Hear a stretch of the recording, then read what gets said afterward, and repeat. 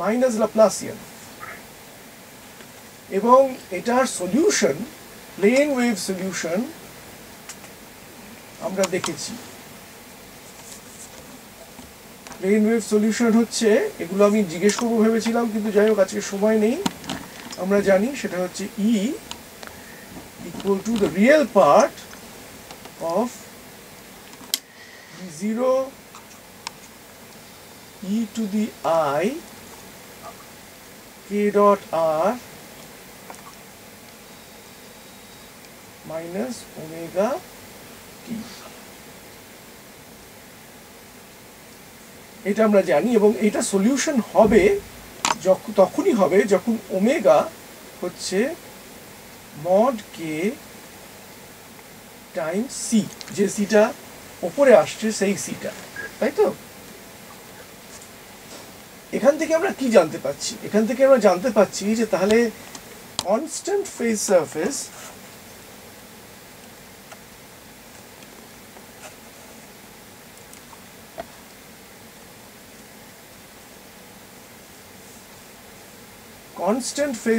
যেটা constant phase surface মানে হচ্ছে কি?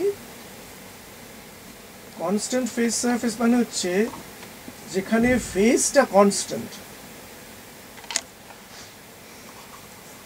তার মানে কে ডট আর মাইনাস ওমেগা টি, এটা একটা constant.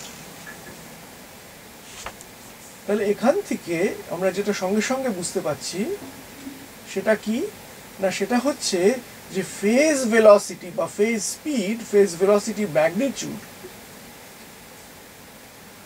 Plane electromagnetic wave solution of Maxwell's equations in vacuum, তার যে ফেজ ভেলোসিটি, সেই ফেজ ভেলোসিটির ম্যাগনিটিউডটা ইকুয়াল টু সি। এখন তোমরা যেটা জানো সেটা হচ্ছে যে এই ম্যাগনিটিউডটা,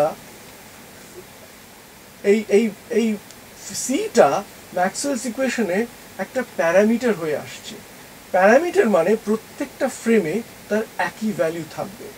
এখন ম্যাক্সওয়েলস ইকুয়েশনে আমরা জানতে পারছি না যে এই সিটা তার ফিজিক্যাল ইন্টারপ্রিটেশন কি, সেটা একটা ভেলোসিটির ডাইমেনশন আছে ঠিকই, কিন্তু সেটার ফিজিক্যাল ইন্টারপ্রিটেশনটা কি সেটা আমাদের এইখান থেকে বেরিয়ে এলো যে সেই ফিজিক্যাল ইন্টারপ্রিটেশনটা হচ্ছে যে সেটা হচ্ছে প্লেন ওয়েভ সলিউশনের ফেজ স্পিড।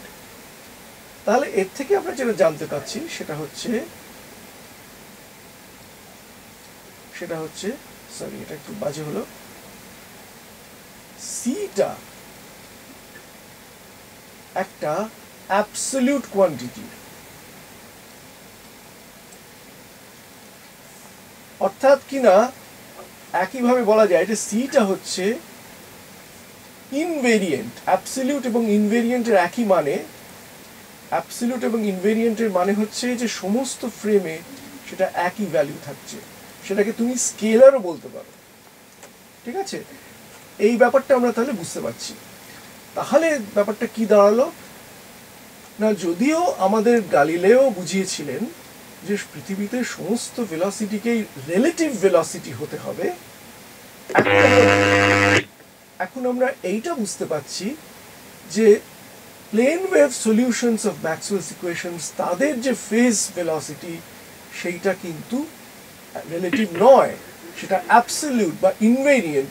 সমস্ত ইনার্শিয়াল ফ্রেমে তার একই ভ্যালু, এবং সেই ভ্যালুটা তোমরা জানো সেকেন্ডে 3 লাখ কিলোমিটার, 3 লাখ কিলোমিটার প্রতি সেকেন্ডে, এই হচ্ছে এটার ভ্যালু, এটার মান।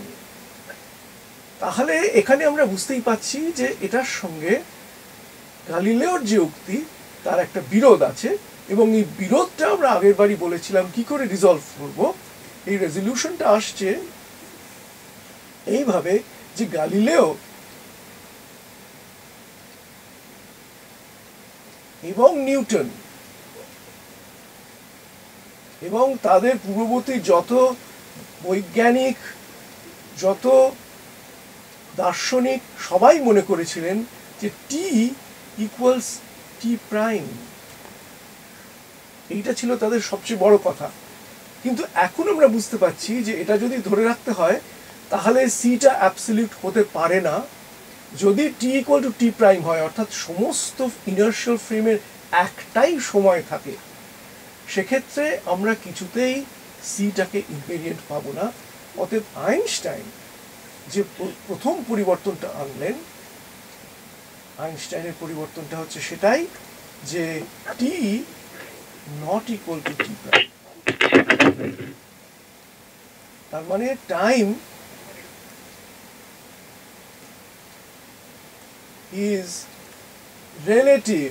আগেই আমরা দেখেছি স্পেস রিলেটিভ, কারণ তার থেকে আমরা রিলেটিভ ভেলোসিটির কল্পনাটা পেয়েছিলাম। এখন যেটা দেখছি সেটা আরেকটু নতুন, সেটা হচ্ছে টাইমও নেগেটিভ।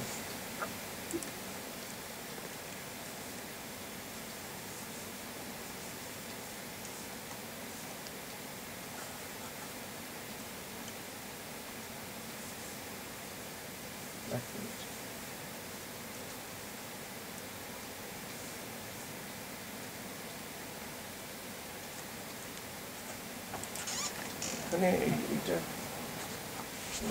পয়েন্টটা পাচ্ছি না।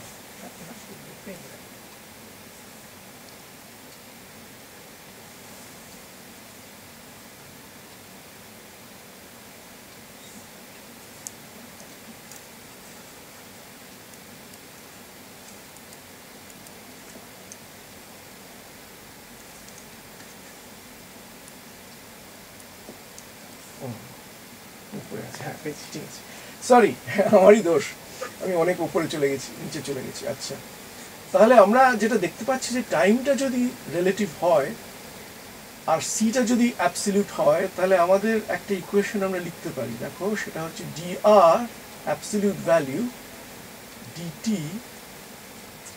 সেইটা হচ্ছে সি একটা ফ্রেমে, এবং অন্য একটা ফ্রেমে এটা একই থাকবে, কিন্তু এইগুলো পাল্টাচ্ছে। দেখো dr-টা হয়ে গেল dr প্রাইম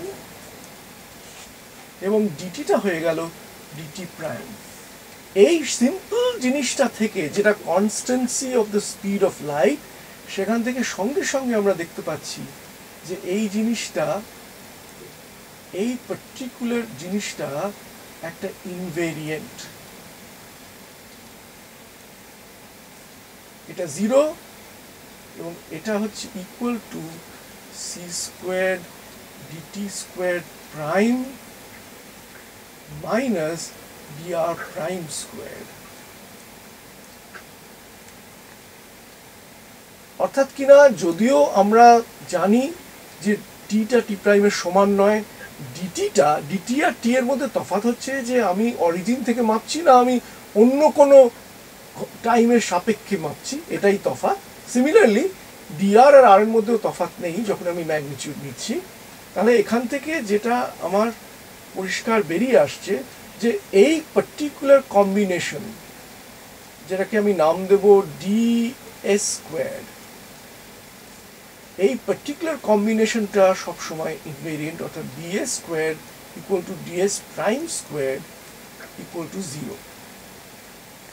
আলোর গতির কনস্ট্যান্সি থেকে আমরা এই জায়গাতে পৌঁছলাম, যেখানে আমরা দেখতে পাচ্ছি যে একটা ইনভেরিয়েন্ট জিনিস বেরিয়ে আসছে স্পেস টাইম কোঅর্ডিনেটসের টার্মসে, সেটা হচ্ছে এইটা DS square equal to DS prime square equal to 0। অতএব এটা, এই জিনিসটাকে আমরা ডিএস স্কোয়ার বলবো।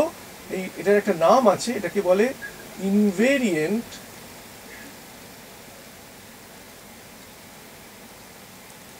ইন্টারভাল।